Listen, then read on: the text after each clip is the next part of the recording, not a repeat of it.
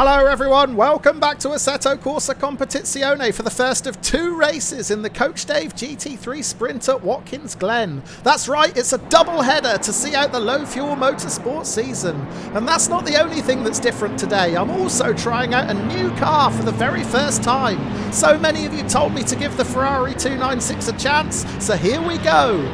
Qualifying went well for this one, and I've put it P13 out of 27 on the grid. Much like at Suzuka last week, I've kept within 1 second of pole position, despite being car 22 and a higher split, so that is a really encouraging sign.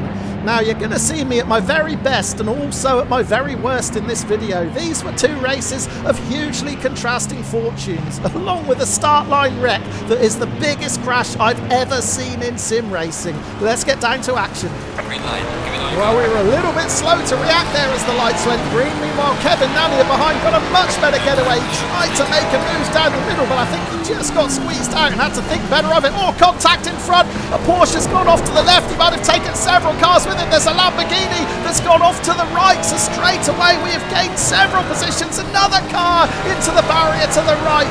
Wow, it was absolute mayhem through turns 1 and 2 there, and I think we may have picked up as many as 4 or 5 places as we come out of the S's and charge down the back straight for the first time. We're going to come under attack from Kevin Nania, so I'm going to move over to the right, hopefully to close that line off into the inner loop and prevent a pass attempt. We've sealed it off, however, we've got our line a bit wrong and exit. We take too much of the curb coming out of the inner loop, and the Ferrari has let go big time. What a disaster. After avoiding all the mayhem through the first couple of turns, we were knocking on the door of the top 5, and now we're rejoining down in 24th position. Let's go back and take another look to see what happened. And as we approach turn 1, keep your eye out for the orange and blue Porsche. That's Phil Langer. He's just going to get a tap from behind, actually, by the green Porsche of Marcus Luque. And they took 2 other drivers with them there, so that was 4 places gained in 1 corner. Make that 5, because we also lost the yellow and black Lamborghini of Kim Sung-yun. Sung-yun just got squeezed out on the inside. There was a little bit of contact with the red Ferrari of Eric Sells. Now, speaking of Sells, he managed to survive that hit. We can watch it again and see him squeeze Sung-yun on the inside. He's sideways with the contact, but manages to hold on to it. However, his luck is going to run out because there's more contact this time with Aslan Raxter, and that's what sends him into the barrier. So incredibly, as we go through the S's for the first time, we've gained 6 positions. We've climbed from 13th to 7, but it is all going to unravel in spectacular style. I clip the curb on the inside, exit in the inner loop, and crash out. So yeah, clearly showing my inexperience in this new car during the early stages of this race, and I should have known better. I've driven the Ferrari 488 a number of times, and I know it doesn't deal with curbs well, but I've been spoiled by the BMW lately, and I thought I could get away with taking a bit more of that inside curb at the inner loop. Boy, was I wrong. So we've got a lot of work to do now to salvage anything from this race.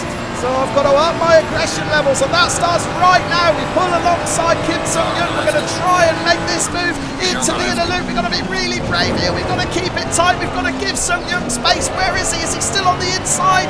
No, I don't think he is. Well, I hope we didn't force him off track there. We'll have to check out the replay shortly. Meanwhile, there's another position up for grabs because Jordan Kretschmar missed the apex coming out of the loop. We're on the outside, but we've got the pace to get in front of him and close the door. Well, this is the replay of the pass on Sung-yun, and thankfully, no, we didn't force him out. He actually got caught out by the car in front of him, just braking a little bit too late. Well, back to the live action at the start of lap 4, and our next target is the BMW of Mikhail Smykov ahead. We're reeling him in. He's just 0.4 of a second in front now. And the yellow flags are out. There's been an incident at the inner loop, so there may be another position to be gained here. Yeah, it's Kevin Nania. We just saw him on the grass on the inside there. Nania, who we were fighting with on the first lap before my crash. So that puts us up to 20th, and now we're all over the BMW of Smykov. We may be able to get another position here. I'm going to have a look up the inside, but the yellow flags are out again. There wasn't room for me to pass, but thankfully I found the only way through that incident. It looks like Smykov Spikeoff wasn't so lucky. I found the only gap and I pulled Kretschmar through with me. Kretschmar right behind me now. I took the defensive line into the hairpin. Meanwhile in front we've lost another driver. Philip Reuter rejoined him and he's well down on pace. I'm not sure which way he's going to go. I switched to the outside. Have we got the pace to get past him and close the door into this right-hander? Yes, we have. So we're making real progress now. We've climbed from 21st to 16th in that lap. Let's check out the replay to see where those positions came from. Starting with Kevin Nania completely outbraking himself into the inner loop.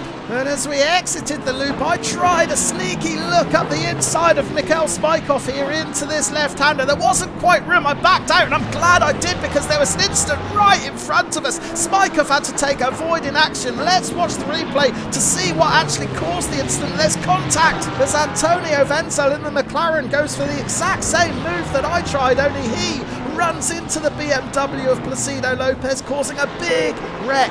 And then at the hairpin we saw Philip Reuter in the Porsche lose the rear, or does he? Oh, he just about manages to save it with the help of the barrier. No wonder he was down on pace as I caught up with him. Now I wanted to go for the inside here, but I guessed that he might defend, so I stayed out wide and hoped that my power would win the day. It did do. We get in front of him, we close the door, and that is another position gained. Well, things are starting to look a bit more promising now. We're making good progress through the pack. However, I'm still not feeling fully confident in this Ferrari yet, and it's going to bite me again at the inner loop. We're on lap 6 now. I'm going to make exactly the same mistake, clip exactly the same curve, and it's exactly the same end result. Another spectacular spin. And after all that work to claw our way back up to 16th, we're going to rejoin down in 20th. Let's check out the replay of this mistake. It's a carbon copy of lap 1. And yeah, I've got a lot of work to do if I'm going to get more familiar with this Ferrari 296. At the moment, it's giving me the runaround, particularly on the curbs. I am having real trouble here. Back to the live action.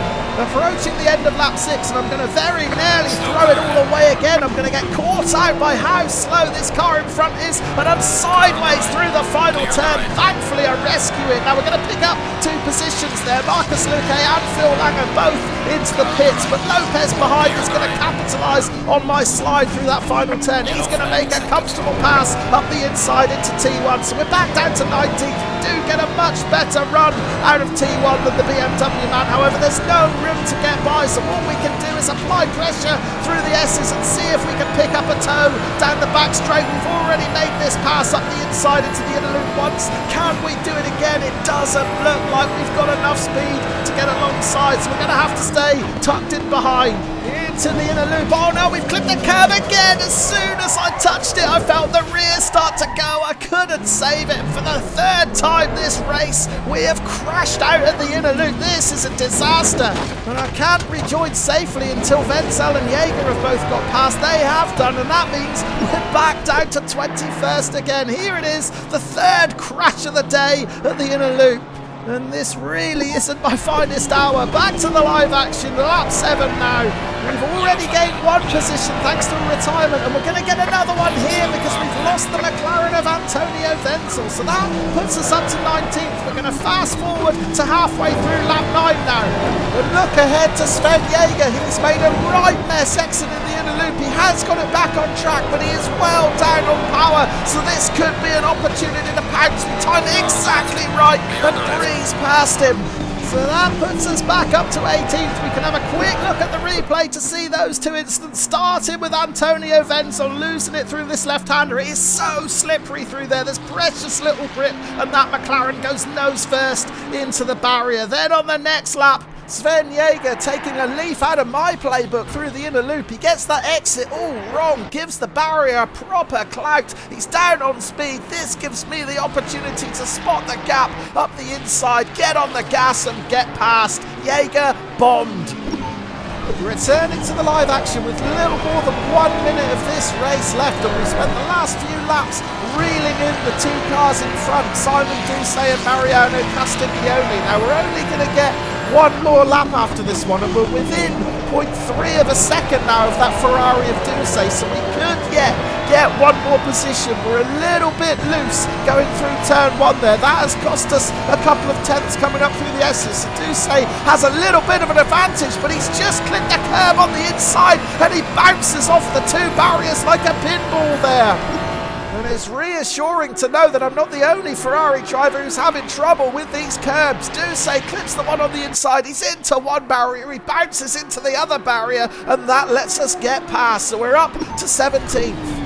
Well, 17th became 16th at the start of the final lap thanks to a retirement. So we're rejoining the live action now, just a few corners from home, and we've got an outside chance of getting back into the top 15 here because we are right on the tail of Mariano Castiglione now. Castiglione was a second clear a lap ago, but we've reeled him right in. We're within 0.3 of a second, but unfortunately I just don't think we're going to have enough time to get past him. I get as close as I possibly can to get a fast X out of the final turn, but no, to no avail. We're going to have to settle for 16th position. So yeah, steep learning curve this. Trying the new Ferrari 296 for the first time, and I've got a lot to learn to get the best out of this car. Here are the classified results then. There we are down in 16th, but it really could and should have been so much better after we made such good progress during the first part of lap 1 until, of course, that big mistake in the inner loop. However, there's clearly potential here for a strong finish, so I thought I'd give the race another try. An hour later, I want to use race 1 as a learning experience. Just try and rein it in a bit around the curbs and be a bit more cautious. Well, qualifying has gone even better. We weren't quite as fast as the first race, a 1:46 flat this time, but it has put us P5. That is the best qualifying position I've ever had in Low Fuel Motorsport. But can I make the most of it? Can I control this Ferrari and keep it facing in the right direction for 25 minutes? We're about to find out because the lights are green here at Watkins Glen for race 2, and we take a big hit to the left. What on earth was that all about? We were rammed from the side there. It put us in the barrier to the right. We bounced back onto the track. Somehow we've survived, and it looks like we've got through turn 1 in 4th position. And look at the rear view mirror. There's no one in it. So there must have been a big wreck behind us. We'll go back and check out the replay of that surely. But for now, we could challenge for 3rd position here because we're right on the tail of Sven Jaeger. We pull alongside now. We made this move stick in race 1. Can we be brave and do it again? We hold a tight line. Yes, we do. We force our way past Jaeger up into 3rd position. Now we're in hot pursuit of Vasala in 2nd and Batista in the lead. And look at the leaderboard. It is full of Ferraris. Well, they say if you can't beat them, join them, right? That is what we're doing here. We're in a podium position, but I'm keen to see what happened at the start. Let's check out the replay, because I suffered a big hit here. There's 2 cars switching lines. That's what causes the contact. And look in the background. That is as big a wreck as I have ever seen in sim racing. The whole field have been wiped out. Well, it was the white number 2 Ferrari, Martin Nackart, who hit me. He's to the left of me here. Watch him. Oh, look, he's swerving. There's a car down on power in front of him. He swerved to try and avoid it. He clipped me. Luckily, I got away with it. But look at that. There are 19 cars involved in this wreck, and it has turned the Watkins Glen start line into a scrapyard. Now we're riding on board with the driver in 4th, Gianluca Minari, and watch the car in front as the lights go green. He suddenly gets on the brakes. Minari runs into the back of him, then all the other cars behind try and swerve to avoid Minari, and that is what causes the wreck. Unbelievable scenes at Watkins Glen. Well, after the race, the driver who put the brakes on there, Marco Vasala, did apologise in group chat. He said he was worried about a jump start because he just crept ahead of the pole position man, Francesco Batista. But make no mistake about it, this was a big error with wide and far-reaching consequences. The entire grid at Watkins Glen taken out within metres of the start line. This is unbelievable stuff. And the more replays I see of it, the more I realise just how lucky I was to get away with it. There's the big hit that I suffered and I bounced off the wall, but I just scraped through by the skin of my teeth. Had I been a yard or 2 further back, I would have been in that melee. We have survived. Well, there were positives and negatives to come out of that crash. The positive, of course, is the high position that we've got. We are in a really comfortable third place here with very little pressure behind us. The negative is the sheer volume of cars coming out of the pits having had repairs. This track is full of back markers and we're only halfway through lap 4. You can see on the leaderboard how many of them there are around us, and it is making it extremely difficult to battle with Vasala in second and Batista in the lead. And it looks like Vasala has gone past both of them now, so I don't want to waste any time here. I'm in danger of losing touch with the second place man if I can't get past these back markers pretty quickly. We've gone past one of them, but can we get around the BMW? No, we can. He's going to move aside now, so yes, we do get past, but that has cost us valuable time. We're now a second behind Marco Vasala in second position.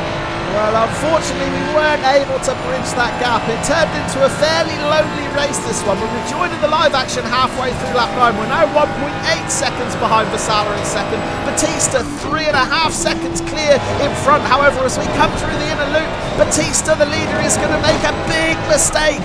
There he is, down on power. There's a small gap on the inside and bravely go for it. We have to use a bit of the grass to get by. But we've been gifted second position here and we could be on for our best ever finish in Low Fuel Motorsport. There are still 10 minutes of the race to go, however, as we check out the replay of Francesco Batista, the race leader, getting it all wrong, exiting the inner loop. And I know that feeling well. That's exactly the same mistake as I made. There's that small gap. We force our way through to take second position. Well, I had to contend with an awful lot of pressure from Batista over the final stages of this race. He was the pole position man, so we know that he's quicker. However, I'm holding firm at the moment. I've kept him 1 second behind. Now, there's still 3 minutes left on the clock, and I'm going to make my first mistake right there. I just panicked because I took a bit too much of that inside curb, and knowing how it bit me in the first race, I just lifted off the gas a little bit to try and save it. I did save it, but it has allowed Batista the opportunity to claw his way back to within a few tenths now. Another mistake coming through that corner. I clipped the curb on the inside, so I'm going to take to the defensive line here to try and close the inside off into the hairpin. It works. We're holding on to second position, but we're in a real battle now. And up until those 2 small mistakes just then, I've actually kept it pretty smooth in this Ferrari this time around. We've hardly put a foot wrong in this race, so a complete contrast to what we saw in race 1. However, I am starting to struggle now. I wonder if maybe the front tyres are just a little bit overinflated. I'm starting to lose grip, and Batista smells blood behind. He's only 0.5 of a second back. Meanwhile, out in front, Marco Vasala is running away with it. He's now 4 seconds clear. So barring a disaster, Vasala has got this race won. There's now just 1 minute 48 left on the clock. Is Vasala going to cross the line in time to give us 2 more laps? And will this be the last lap? It looks like we've got 2 more laps, so that's an extra lap to hold on. That is a blow. If this was the last lap, I would have fancied my chances at clinging on to this second position, but it's going to be really tough for 2 laps, and we're side by side now going through the S's. Batista's going to stick his nose up the inside. I'm trying to leave him space, but I get pushed into the barrier. Batista forces his way through into second position. We're down to third. We've picked up damage with the hit as well, and I think that might be our hopes of finishing second done and dusted. I think all we can do now is bring this damaged car home to take the final podium position. Oh, that's a little bit disappointing. We'll have to check out the replay to see if I did leave him enough space. It's so difficult to go too wide and stay flat out through this section. It looks like I did just about leave him a car's width there, but the trouble was he clipped the curb and that sent him offline. That pushed him into my line. Let's watch it again from the chopper cam. I mean, I didn't leave him much space, but there was a car's width there. But yeah, right there he clips the curb and that sends him out wide into me. There's nowhere for me to go. I get rammed into the barrier. Really unlucky. One more look from the chase cam. Watch the curb unsettle the red Ferrari. It sends him out into the middle of the track, which means there's no place for me but the barrier. Well, 2 weeks ago I claimed my first ever Low Fuel Motorsport podium, and I'm going to pick up another one at Watkins Glen today. Yes, it could have been second position, but I can't be too disappointed about sticking it on the podium. We crossed the line, take the checkered flag in third place. Here are the classified results then. And my lap times were actually a good few tenths slower than what I was managing in race 1, but seeing how on the edge I was in that first race, it's probably no bad thing that I reined it in just a little bit for this second outing. So a dramatic conclusion to the Low Fuel Motorsport season, another podium and one of the biggest wrecks I've ever seen. Thanks for watching, and I'll see you again next season.